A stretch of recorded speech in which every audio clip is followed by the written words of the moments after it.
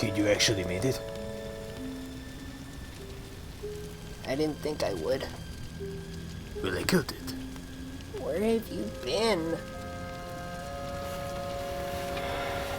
Well, he attacked me. I don't have to. You got him burnt to a crisp.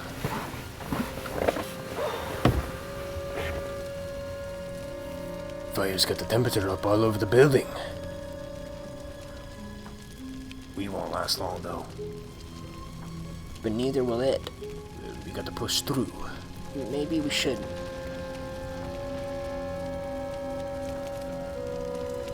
If you're worried about me, If you had any surprises for me. I don't think I'm in any shape to do anything about it.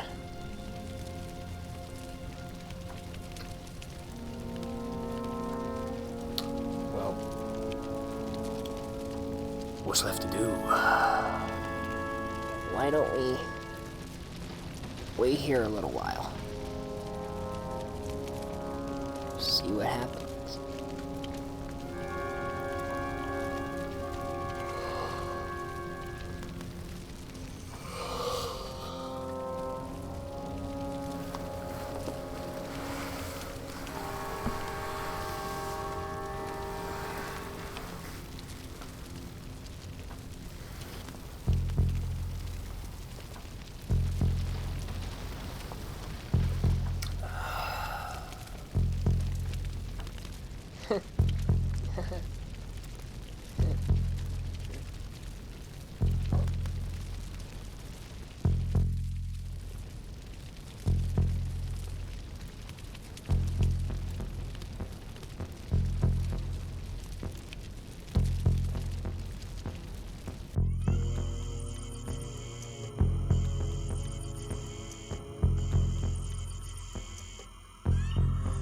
How you doing? Today I'm going to be doing a theory on The Thing from 1982 by John Carpenter.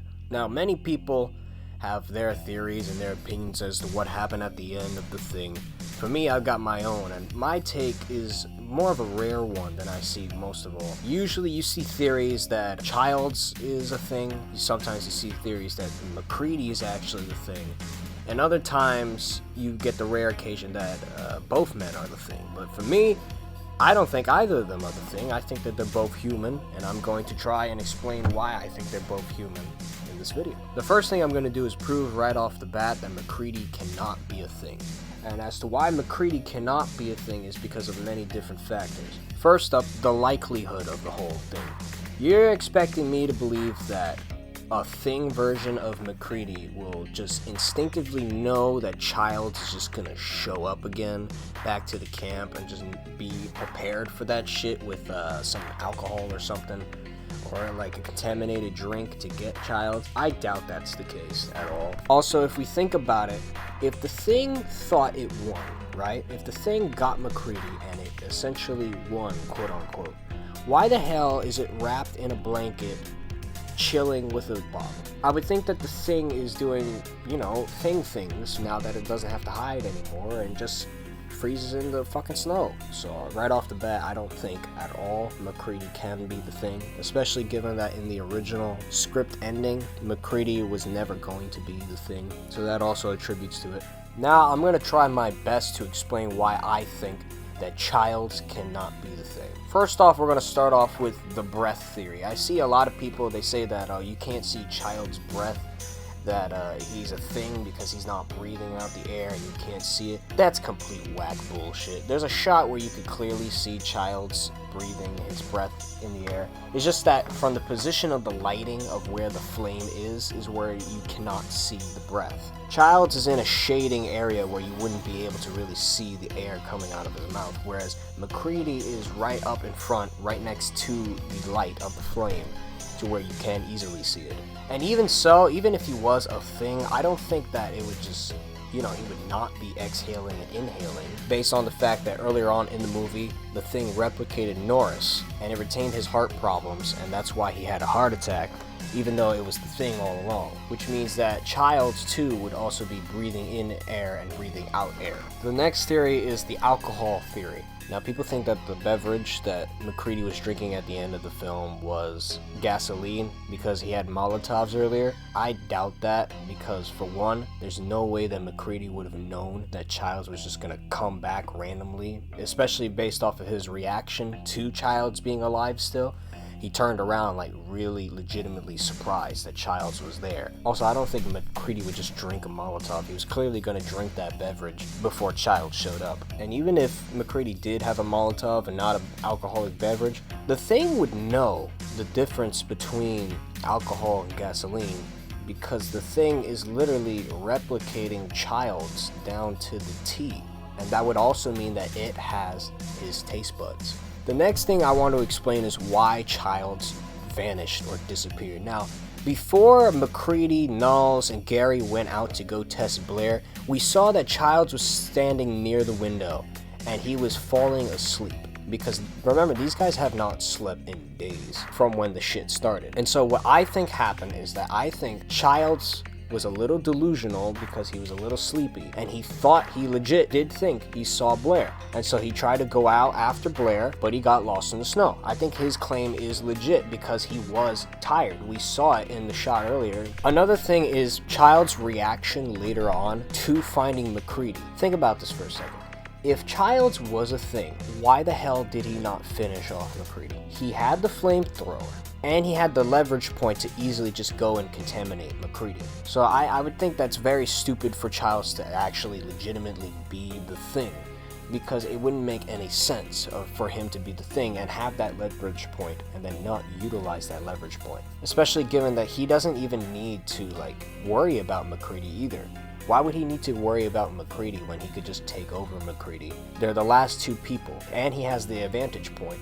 What's the point in not killing MacReady? And if it's some kind of mind game, then what's the point? They're both going to freeze to death, so there's really no point in doing so. And then we get this very interesting thing. We see this a couple of times. We see that in certain shots, there's POV shots, and then there's also regular stand shots that are just of the building. You see shots that are like standstill, which are the third-person shots of the buildings, of the settings, of the places, and all that crap. And then sometimes you also get shots that zoom in, zoom out, pan left, pan right. But if you notice something, you notice from the POV perspectives. One of the POV perspectives that we get in the film is from MacReady, where he's running down a hallway, trying to see what the hell all that ruckus was about in the other room. But later on in the film, we also get another shot where the camera is walking down the hallways, looking down different rooms before looking down the staircase. And as we know, when Childs left the building, the power immediately went out, which means that once Childs left the building, Blair cut the generator, which means that Blair was downstairs in the basement when Childs left, right then and there. But that would also mean that that perspective that we saw was not just a third-person shot. That was actually a POV shot of the Blair thing, walking through the halls, looking to see if anybody was there, and then proceeding to go into the basement, because that is what we established. We established from the shots prior that we have third-person shots that zoom in, zoom out, stay still, pan left, pan right, and then we have the POV shots which actually move. And so that's what I think that perspective at the end was Blair walking through the building before going down the stairs, and he did not see Childs there, because I'm sure if Childs was there, he would have burned his ass. Now, another thing is that Childs changed his attire, which is bullshit, because if you actually look closely on his attire, it's the same attire.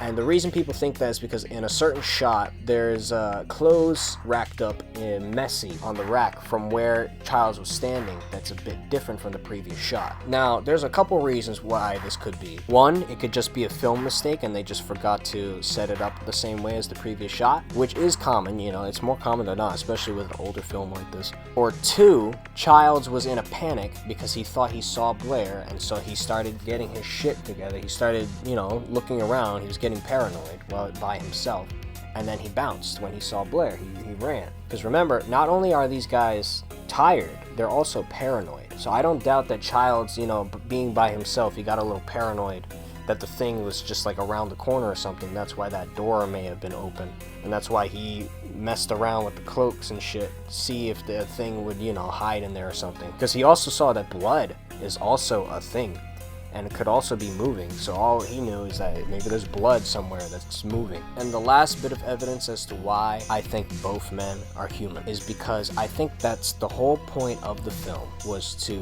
portray fear and anxiety with who can be the thing, the concept of who's the thing, and building that paranoia. And so I would feel like it would be much more fitting and much more ironic if the thing was in fact dead, McCready did in fact kill it, and that both men now are just completely paranoid of each other and just die in the snow based on their paranoia of not wanting to do anything else and just wanting to wait it out and see who's gonna make it. And I feel like that's a Carpenter type of ending right there. That's definitely like a smart, clever, ambiguous ending that Carpenter would have, is that even though it's dead, the fear still lives on. That's definitely why I think both men are human. What do y'all think? I know I'm gonna stick with my theory for a long time, but until other evidence proves otherwise, we're never gonna really get an answer. I am interested in seeing what the hell this Thing remake might be, or it's based off of the Frozen Hell book, which I've recently been starting to read, because I read Who Goes There, but now I have to read this book too. But other than that, arrivederci, bitch ass motherfucker.